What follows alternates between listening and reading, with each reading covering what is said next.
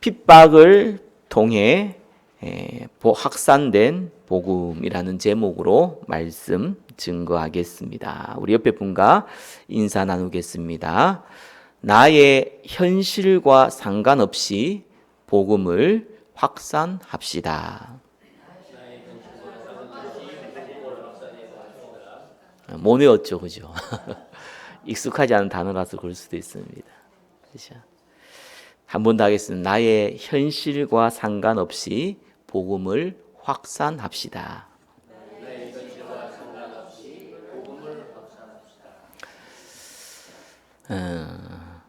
오늘은 사도행전 8장 우리 1절에서 25절까지 성경 강의를 인도받겠습니다.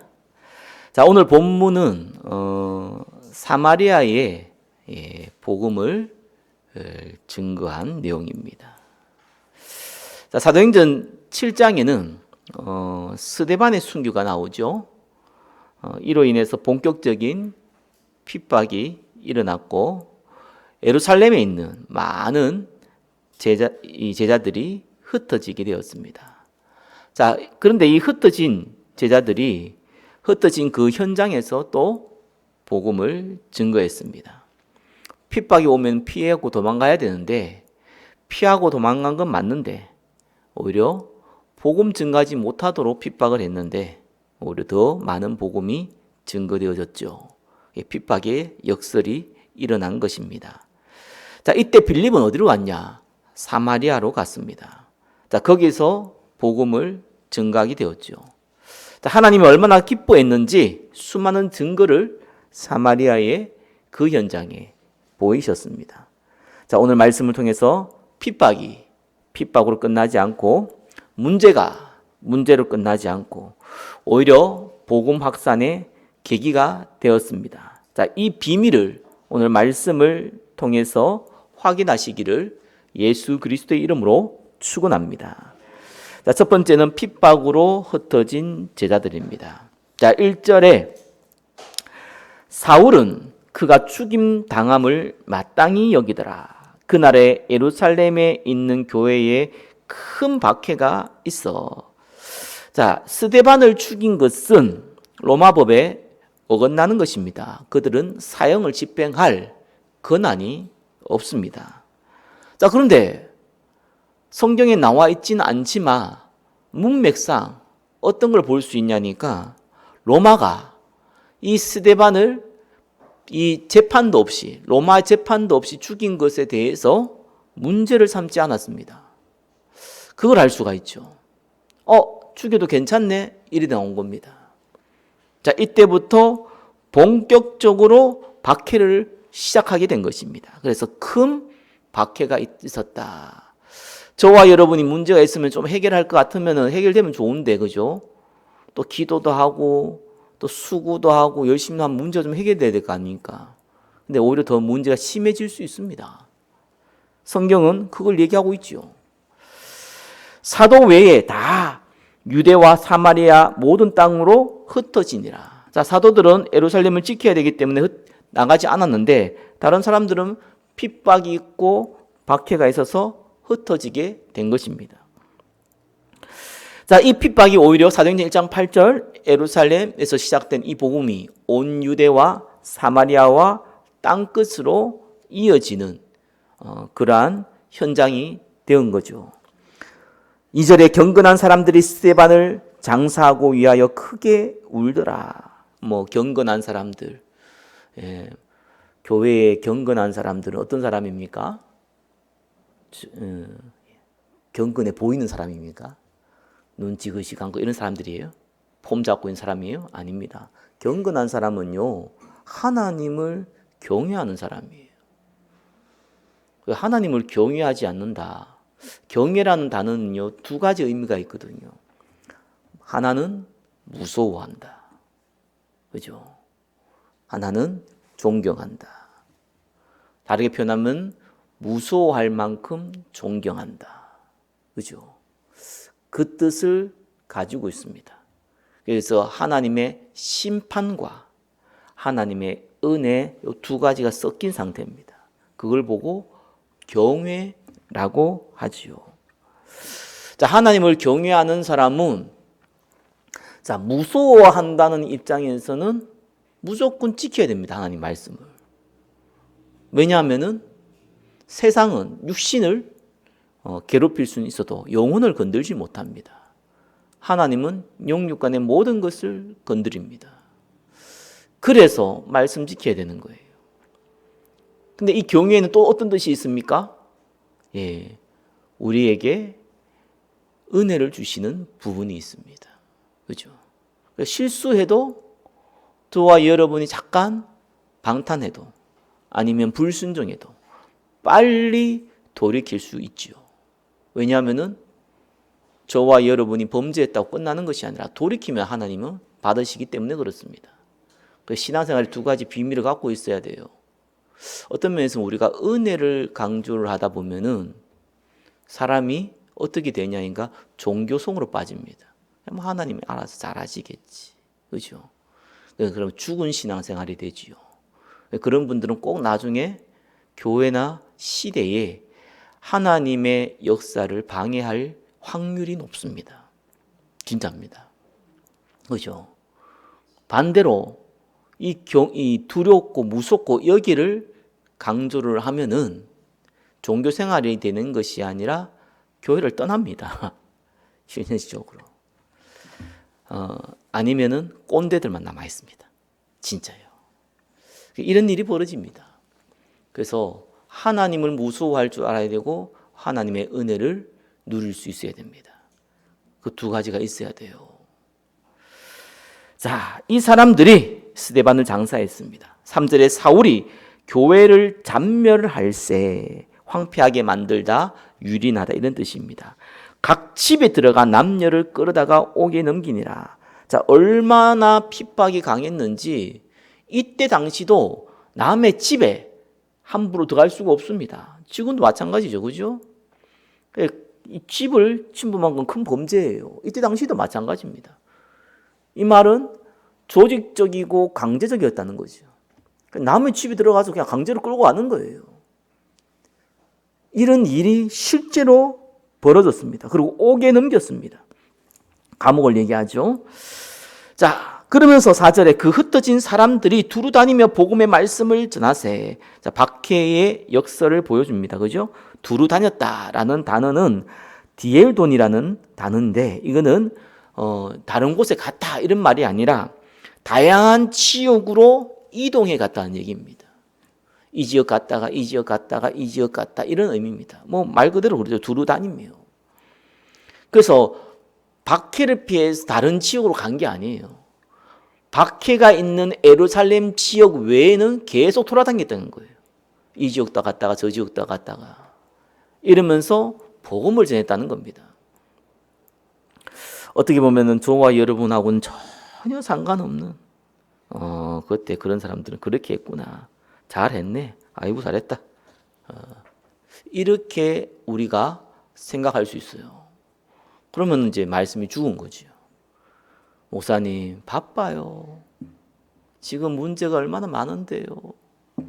우리 집에 지금 이런 문제가 있는데요. 돈 문제는 어떻고요. 경제 문제, 이 건강 문제는 어떻고요. 이 자녀 문제, 부모 문제, 이 갈등은 어떡합니까? 지금 이런 사고가 났어요. 성경은 한마디로 이렇게 합니다. 핑계대지 마 이런 경우입니다. 그것이 그리스도의 주권 가운데 하나님이 허락하신 겁니다. 그러면은 만사형통 되면은 말 그대로 가는 곳마다 칭찬받고 돈은 하늘에서 계속 떨어지고 있고 그죠? 날마다 건강해지고 날마다 성공하고 그러면 여러분들은 초대교회처럼 복음을 전하겠습니까? 그래서 핑계라는 거예요. 더 타락하면 더 타락하지 더 좋아지지 않습니다. 그럼 축복받지 말라는 말입니까? 이렇게 이상하게 얘기하면 안 돼요. 그거와 상관없다는 거예요. 핑계대지 마시기를 예수 그리스도는 축원합니다. 사람 앞에 핑계대는 거는 사람 앞이니까 하나님 앞에 핑계대지 마세요. 그죠? 하나님 앞에 핑계대 뿌리면은 하나님이 그래 알았다 이래 되는 겁니다. 네 마음대로 해라. 그죠? 내버려 둬버려요.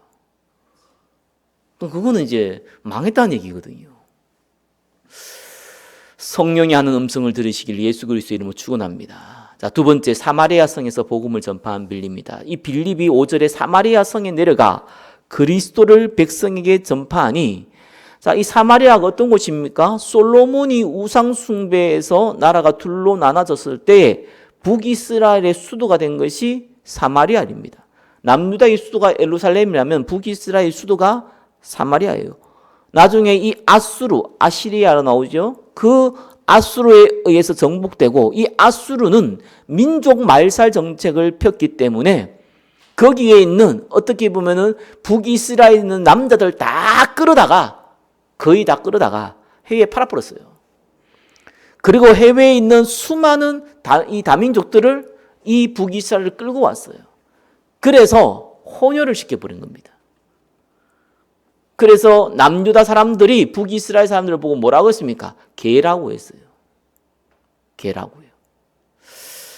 그러니까 사실상 이러면서 시간이 오래 흘렀어요. 어느 정도로 개취급을 했냐니까, 갈릴리에서, 지도를 보면 알 거예요. 갈릴리에서 예루살렘 올라오면요, 바로 직선으로 올 수 있어요. 그 직선으로 오면은 사마리아를 통과해야 되는 겁니다. 근데 이 사마리아, 이 개들하고 접촉하기 싫어가지고 어디로 거쳤냐? 베레아르는 쭉 오른쪽에 있어요. 지도에 보면은. 쭉 돌아가지고 예루살렘으로 갔어요. 이만큼요, 사마리아를 이 정상 취급하지 않았습니다. 그래서 어떻게 보면은 지금 이 사도행전을 기록한 사람이 누구예요? 누가잖아요, 누가. 누가복음을 지는 이 누가가 사도행전을 기록했잖아요. 근데 이 누가가 지금 누굴 따라갔어요? 빌립을 따라간 거예요. 빌립과 함께 동행한 거예요. 물론 다른 지역에 많이 갔겠지요. 근데 이 빌립과 동행을 하면서 사마리아에 사실상 흩어진 제자들이 없다는 것을 성경을 보면 유추할 수 있어요. 없어요. 왜? 아직까지는 예루살렘을 피해서 온 유대로만 간 겁니다. 그죠? 그래서 갈릴리는 갈 수 있어도 사마리아는 안 가는 거예요. 왜요? 유대인들이 아니거든요. 유대인들은 아니라고 생각했기 때문에. 그들은 유대인들이 아니라 잡종이기 때문에. 그런데 빌립만 간 겁니다. 어떻게 보면은요. 하나님의 계획을 정확하게 보죠. 그래서 예루살렘과 온 유대와, 그 다음에 어디 세 번째가 됩니까? 사마리아와, 그 다음에 어딘가? 땅끝. 이 네 개를 가는 거예요. 자, 여기서 빌립이 이제는 사마리아를 공략하는, 복음으로 전도하는 첫 마중물이 된 사람이 빌립입니다. 우리 교회는요, 지금 잘 아셔야 돼요. 현장이라는 게요, 다른 게 아닙니다. 빌립이 어떤 현장을 갔습니까? 하나님의 절대 계획인데 아무도 안 가는 현장. 그죠? 거기 빌립이 간 현장입니다. 거기에는 하나님께서, 성경에 오늘 기록된 내용을 보면 알지만 수많은 역사들을 일으킵니다. 그래서 저와 여러분 현장 잘 봐야 돼요. 그래서 우리 교회의 현장은 어디입니까? 첫 번째, 교회입니다. 저와 여러분의 첫 번째 현장은요, 교회예요. 만약에 지금 상태로 저와 여러분들이 지나가면은요, 우리 교회는 어쩔 수 없습니다. 홀로 신앙생활 하시는 분들, 병드신 분들, 그죠? 사각지대에 있는 분들은 올 겁니다. 정착을 하든지 아니면 그 두 번째 문제고, 오게 돼 있어요. 너무 중요하고 섬겨야 될 분들입니다. 자, 그러나 우리 교회는 다음 세대를 살려야 돼요. 그건 하나님의 절대 계획입니다. 그리고 우리 교회는요, 이 청년들 살려야 됩니다. 그건 하나님의 절대 계획입니다. 그게 우리 교회 세운 이유입니다. 그래서 누군가는 빌립이 사마리아를 들어갔었듯이 누군가는 교회를 살리는 마중물이 되어야 돼요. 그죠? 그래서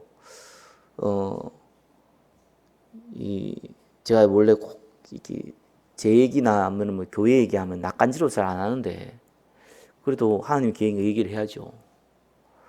여러분이 내 교회가 안 되면은요 교회를 통해서는 응답 못 받을 거예요.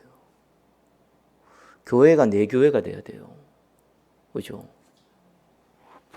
나의 복음이 안 되면은 내 복음이 안 되면은 아니 복음이 어떻게 내 복음입니까? 그리스도 것이지. 그러나 내 것이 안 되면은 복음은 저와 여러분에게는 별 가치가 없을 겁니다.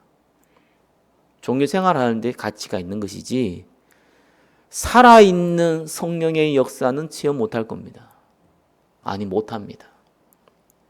해도 그게 성령 역사인지도 모릅니다. 내 복음이 아니기 때문에.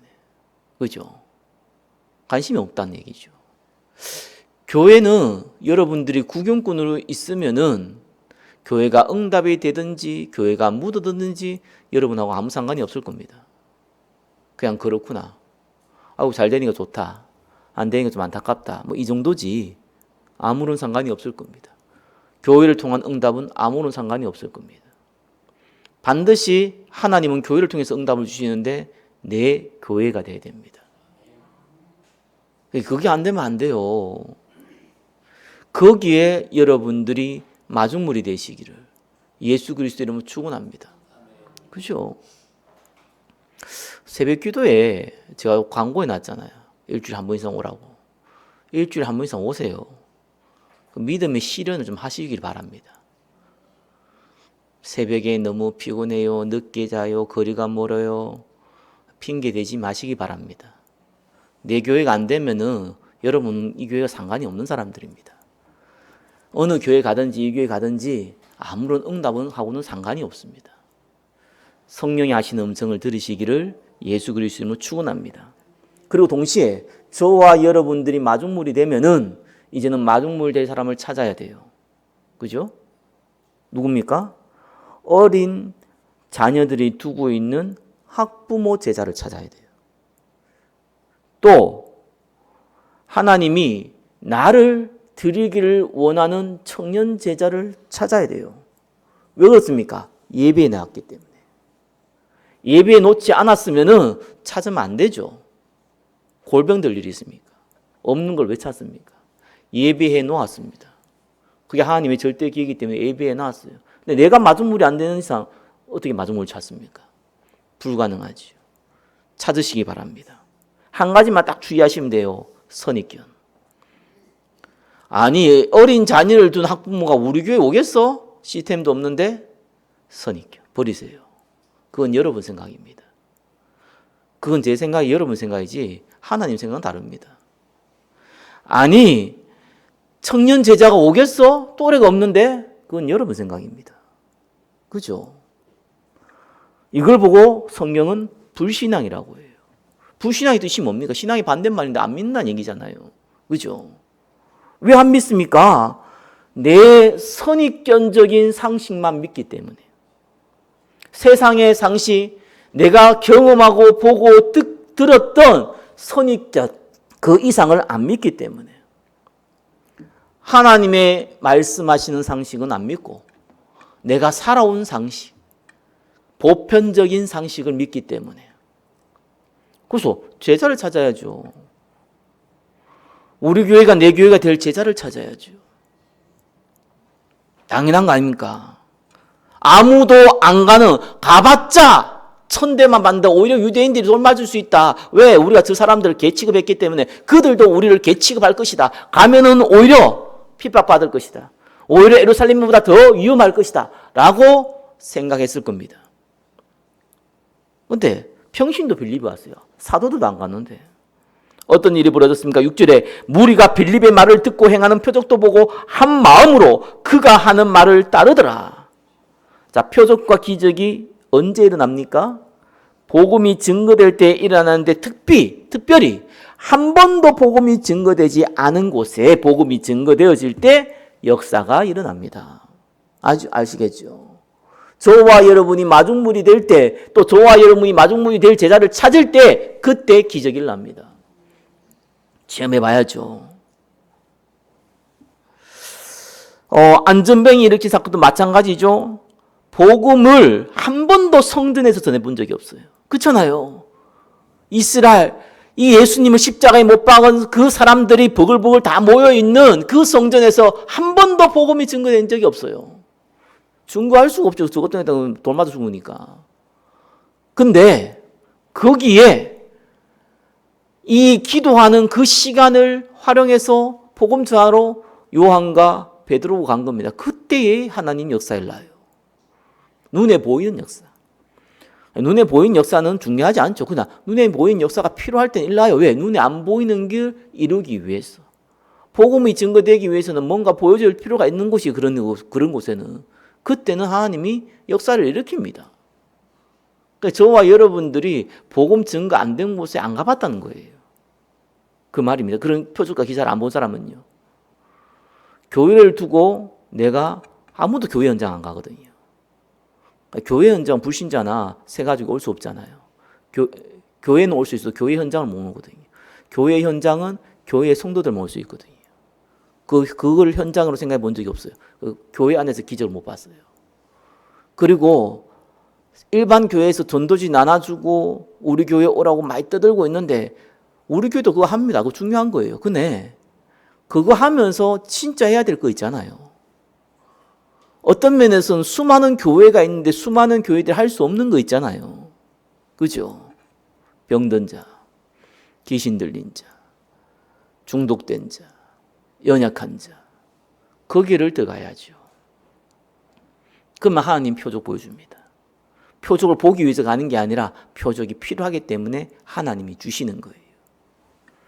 귀신 들린 사람 만나서 귀신 들린 사람 고치는 건 진짜로요. 안 돼요. 해보면은. 근데 처음 들어간 데는 꼭 역사를 나요. 희한하죠. 하다 보면 또 안 돼. 그런데 처음 들어갈 때는 역사를 납니다. 하나님이 보여주세요. 믿으시기를 예수 그리스도로 축원합니다.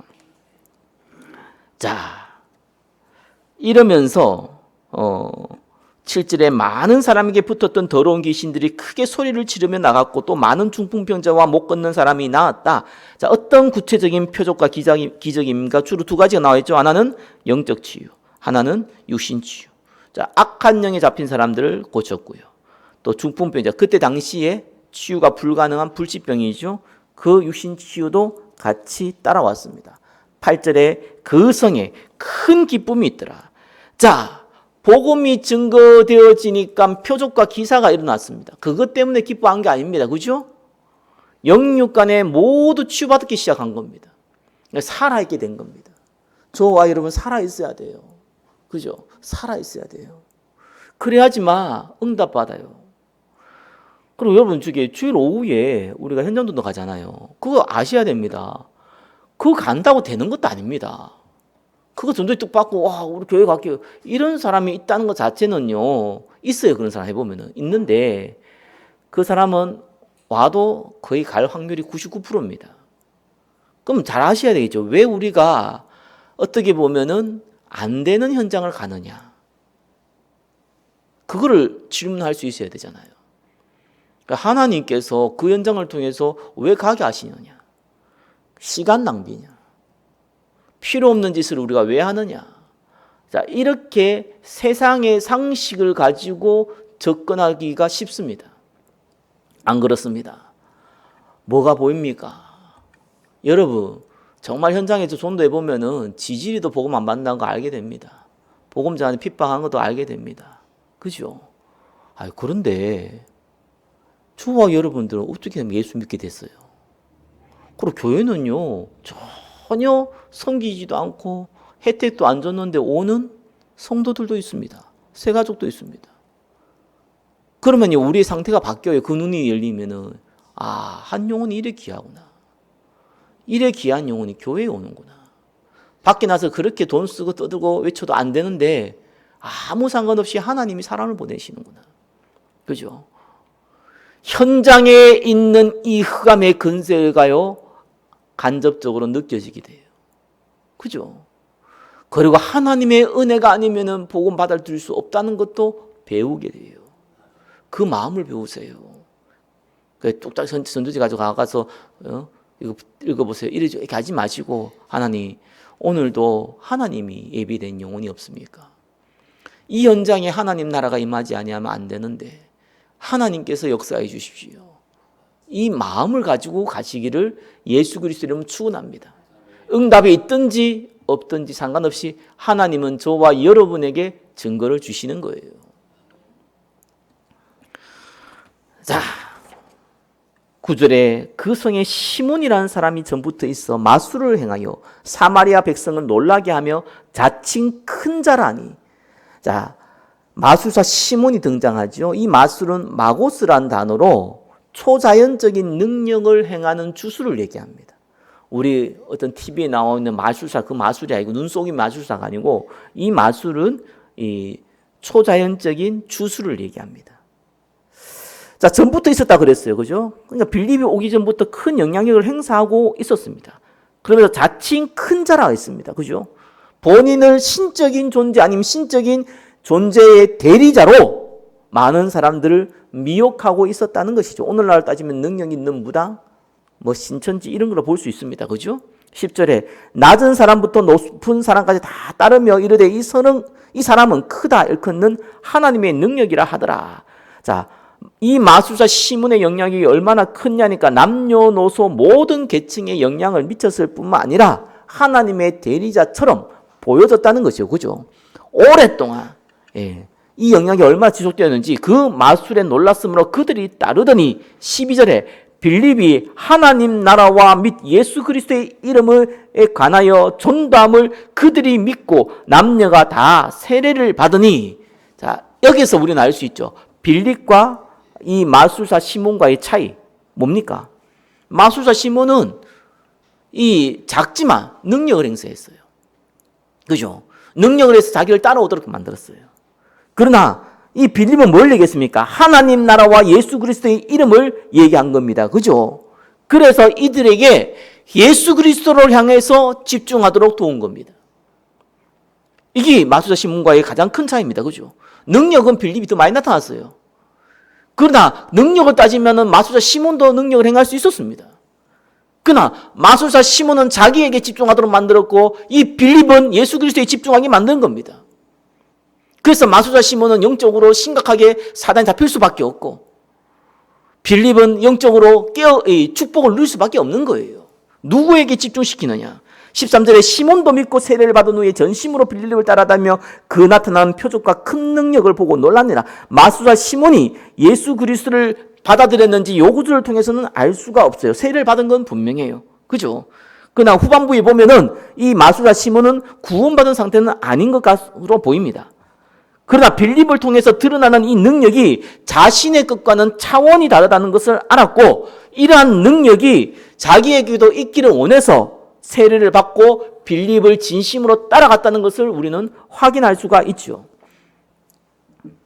자, 세 번째, 사마리아에 세워진 교회 시스템입니다. 14절에 예루살렘에 있는 사도들이 사마리아도 하나님의 말씀을 받았다 함을 듣고 베드로와 요한을 보내매.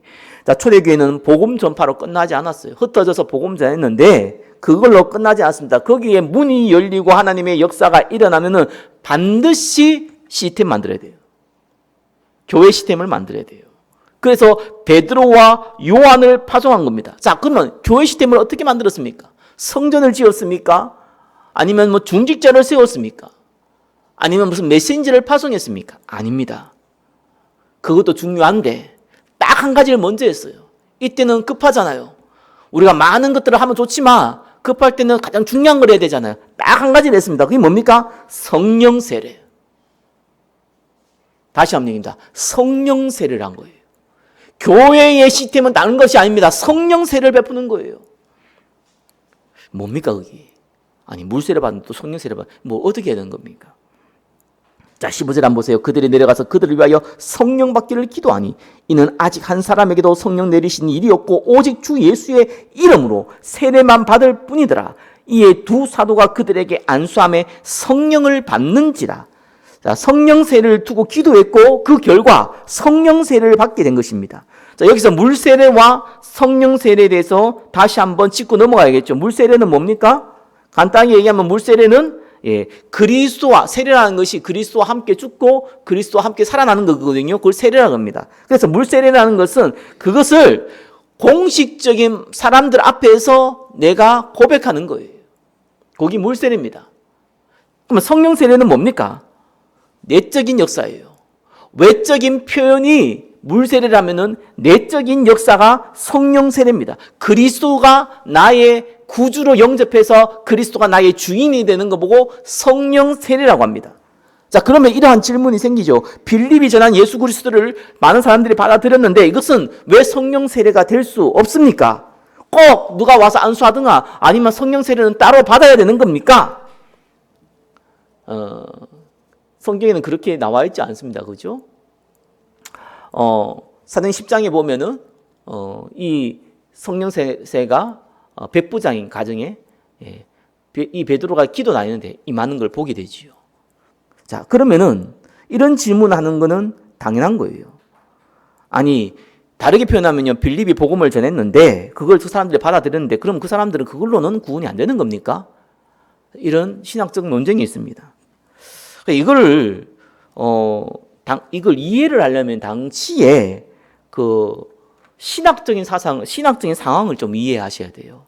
이게 어려운 얘기가 아닌데 복음을 이해하면 굉장히 간단한데 사람들이 굉장히 어렵게 얘기하더라고요. 그래서 이건 난해가 아니고요. 일단 이때 당시 성경이 완성돼 안 됐어요.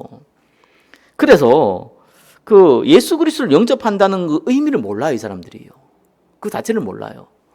그리고 뭔 사상이 있냐니까 지금도 마찬가지지만 다신 사상이 있어요. 자, 이스라엘이 구약 시대에 왜 하나님이 이 우상 숭배했다고 얘기했습니까? 바알신과 아세라 신이 대표적인 그 신인데 그 신을 섬겼거든요. 근데 이들은 바알신과 아세라 신을 섬긴 것뿐만 아니라 하나님도 섬겼어요. 왜? 하나님은 전 우주의 창조자. 바알신은 뭡니까? 비와 땅을 풍요하게 만드는 그 신이고, 아세라 신은 그 바알 신이 노하지 않도록 엄마 역할을 하는 사람이 아세라 신이에요. 자, 이렇게 다신 사상을 갖고 있는 거예요. 같은 신을, 귀신과 하나님을 돈코바에 나타나가지고 이런 신 저런 신 만들어 놓은 겁니다. 이걸 다신 사상이라고 합니다. 성경이 완성되어 있지 않았어요. 유일신 사상이 없어요. 그러니까 당연히 내가 이게 물세를 받겠다. 나는 예수 그리스도도 믿겠다. 이거 말이에요. 요 정도입니다. 그래서 이때 당시에는 성경이 완성되어 있지 않기 때문에, 특별히 로마서가 완성되어 있지 않은 상황이기 때문에 이들에게 예수님을 영접한다는 그 의미가 불분명했습니다. 그렇기 때문에 구체적인 성령께서 나의 주인이 된다는 표시가 필요했고, 하나님은 외적인 역사를 통해서 보여주신 겁니다. 말이 좀 어렵나요? 좀 어려울 수 있겠죠. 쉽게 이해하면 물세례는 사람들 앞에 나 예수님과 함께 죽고 예수님과 함께 살았습니다 라고 고백하는 거고요. 성령 세례는 예수님 나의 주인이 되어주십시오. 그게 성령 세례입니다. 그래서 오순절의 역사 때는 막 성령의 바람같이 불 같은 역사가 일어나잖아요. 여기 한번 보세요. 방언도 일어나고. 근데 여기는 아무 일도 안 일어났어요. 그냥 성령 받았다 나옵니다. 다른 표시는 있었겠죠. 그래서 성령 세례는요, 그리스도를 주로 영접하는 거예요. 일본에 가서 전도해보면 많이 압니다. 일본이 대표적인 다신 사상 갖고 있는 민족이잖아요. 일본 가서 복음 전해가지고 예수 전해보면요, 의외로 쉽게 예수 믿습니다. 특별히 한국 사람이 복음 전하면 잘 받습니다. 재밌대요. 근데 더 재밌는 상황 압니까? 다른 신을 다 버려야 된다 그러면은요, 딱 돌았습니다. 왜? 다신 사상이거든요. 아니, 내가 지금 10마리 신을 섬기고, 10개의 신을 섬기고 있는데, 그 한 개 더 받아들이는 게 뭐가 그런 문제겠습니까? 할렐루야지. 또 다른 축복이 임할 수 있으니까. 다른 신 다 버려야 된다. 유일신을 더 가면은 노합니다.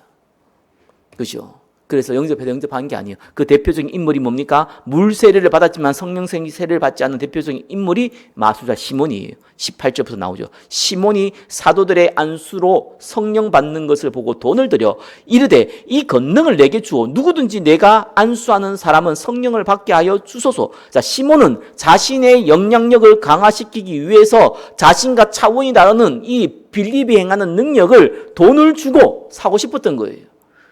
그래서 이 사도들이 기도하니까 성령이 임하니까 나도 기도해서 성령을 임하도록 하는 그 능력을 내한테 달라는 겁니다. 성령 세례를 받지 않는 사람들이 좀 특징이 있습니다.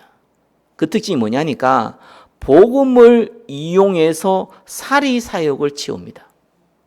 본인 모릅니다. 그거.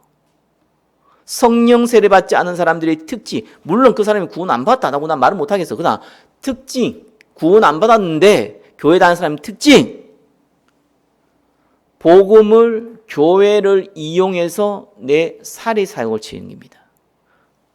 그것이 불신자의 영적인 본능입니다.